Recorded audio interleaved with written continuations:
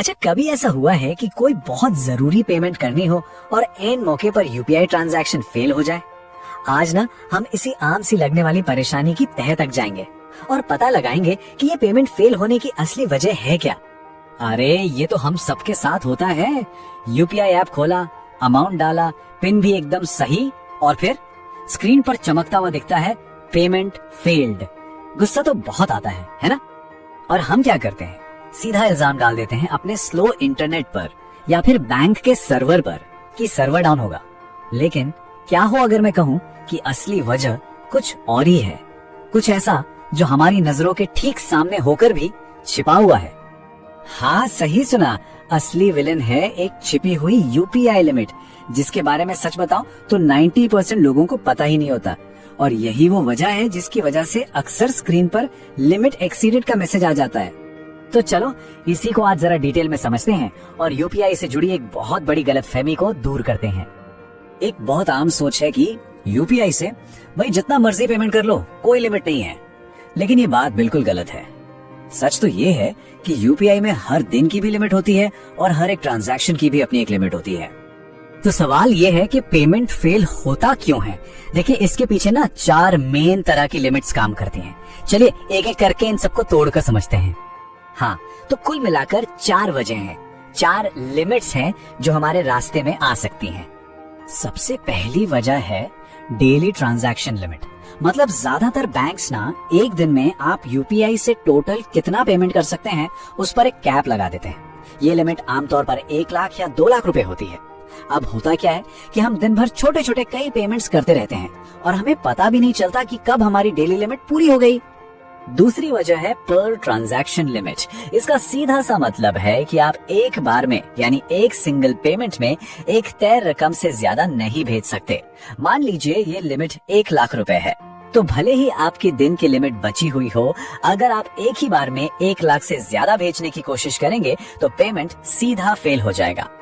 तीसरी वजह, और ये बहुत जरूरी है, ये है कि हर बैंक की अपनी अलग अलग लिमिट होती है। जी हाँ, ये नियम सबके लिए एक जैसे नहीं है।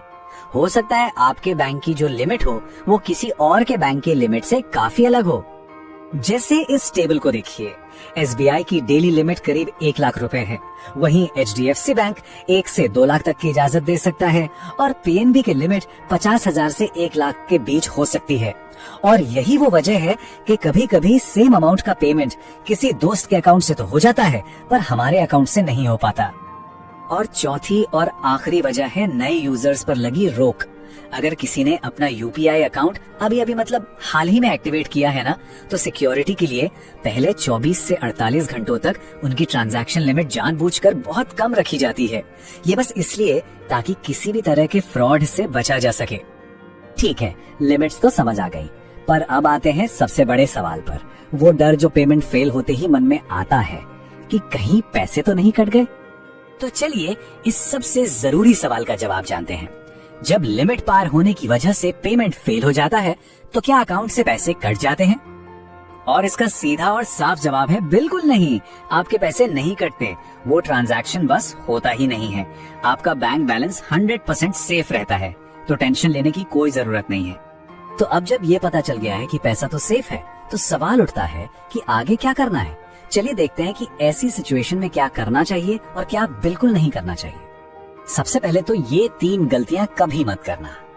1, बार बार वही पेमेंट ट्राई करते रहना। 2, घबरा कर अपनी यूपीआई ऐप ही अनइंस्टॉल कर देना।